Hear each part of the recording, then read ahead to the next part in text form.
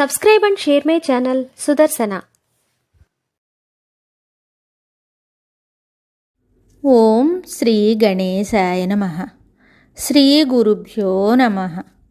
శ్రీ శ్రీ శ్రీ కంచి కామకోటి పీఠాధిపతి చంద్రశేఖరేంద్ర సరస్వతి మహాస్వామి వారి గురించి నీలంరాజు వెంకటశేషయ్య గారు ఇంకొందరి భక్తుల అనుభూతులను తెలుసుకుందాం. ఇప్పుడు లోకంలో చూస్తున్న అనాచారాన్ని గురించి ఆలోచిస్తూ ఉంటే కృష్ణలోనో గోదావరిలోనో దూకి చచ్చిపోదామనే ఆలోచన ఇటీవల అనేకసార్లు కలిగింది రాఘవనారాయణ శాస్త్రి గారికి. ఒకసారి అరుగు మీద కూర్చుని ఇదే ఆలోచిస్తూ ఉంటే తలుపుకు ఎదురుగా శ్రీవారి రూపం నవ్వుతూ కనిపించింది వారికి. అయితే శ్రీవారు నేల మీద పాదాలు మోపకుండా కాస్తంత పైన ఉన్నట్టు ఉన్నది ఆ రూపం. చచ్చిపోదామనే ఆలోచన వచ్చినప్పుడల్లా వరుసగా 2 రోజులు శ్రీవారి దర్శనం ఇలా జరిగేది. అప్పుడు నాకు విసుగొచ్చింది. నేను చచ్చిపోవటం బహుశా శ్రీవారికి ఇష్టం లేదు కాబోలు అనుకుని రాఘవనారాయణ శాస్త్రి గారు ఆత్మహత్య ఆలోచనకు స్వస్తి చెప్పుకున్నారు. ఆ తరువాత శ్రీవారి రూపం కనపడటం మానేసింది. 5-6 నెలల తరువాత ఒకసారి మళ్ళా హైదరాబాదుకు వచ్చారు శాస్త్రి గారు. తీర్థయాత్రలకు వెళ్ళాలంటేనే ఇక్కడికి వస్తారు, లేకపోతే రారు. శ్రీ వెంకటేశ్వర స్వామి దగ్గరకు వెళ్ళినా శ్రీవారి వద్దకు వెళ్ళినా తీర్థయాత్రే వారికి. ఒకరోజు శ్రీ పి వెంకటేశ్వర్లతో కలిసి శ్రీవారి దర్శనానికి వెళ్ళారు.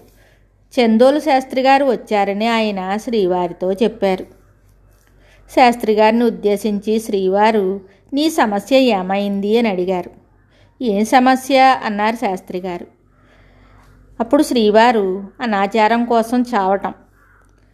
అప్పుడు శాస్త్రి గారు వద్దు అని మీరు అన్నారు కదా, అందుకని చాలించుకున్నాను అన్నారు. అటు తర్వాత ప్రాయశ్చిత్తాన్ని గురించి ముచ్చడించుకున్నారు వారు. ప్రాయశ్చిత్త గ్రంథం ఎందుకు పుట్టింది అనేది ఒక ప్రశ్న.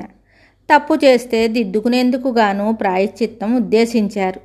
తప్పు ఒకసారి చేస్తే ప్రాయశ్చిత్తం చేసుకోవచ్చు. స్వామివారు అన్నారు, అహం బ్రహ్మస్మి అనుకోరాదా, అనాచార భావం బాధించకుండా ఉండేందుకు గాను అన్నారు. అప్పుడు శాస్త్రి గారు ఆ స్థితి ఇంకా రాలేదు కదా నాకు అన్నారు. అప్పుడు స్వామివారు క్షణిక సమాధి సంగతో అని అడిగారు. అప్పుడు వారు మీ అనుగ్రహం ఉంటే వస్తుందన్నారు. ఆ తరువాత పక్కన ఒక ఆయన శ్రీవారికి వింజామర వీస్తుంటే దాన్ని వారు తీసుకుని కొద్దిసేపు వీచారు. ఒక పరిచారకుని ద్వారా శ్రీవారు ఒక శాల్వా తెప్పించి స్వయంగా వారే శాస్త్రి గారికి దాన్ని కప్పారు. అప్పుడు శాస్త్రి గారు అన్నారు, మీరు ఎవరినీ తాకరు, మీరే ఒక కొత్త ఆవరణ నాకు కప్పుతున్నారు అన్నారు. స్వామివారు నీకు కాదు కప్పేది, నీ మీద వచ్చే అనాచారానికి కప్పుతున్నానన్నారు. శ్రీవారికి నాతో పని లేదు, నాకు శ్రీవారితో పని లేదు. కానీ కాసేపు వారితో ఉంటే సంఘంలో నిస్సంగత్వం అలవాటు చేస్తారు శ్రీవారు. ఆయన మహానుభావులు. శ్రీ స్వామివారి గురించి మరిన్ని విషయాలతో మళ్ళీ కలుద్దాం. జయ జయ శంకర, హర హర శంకర. శుభం. Subscribe and share my channel Sudarsana.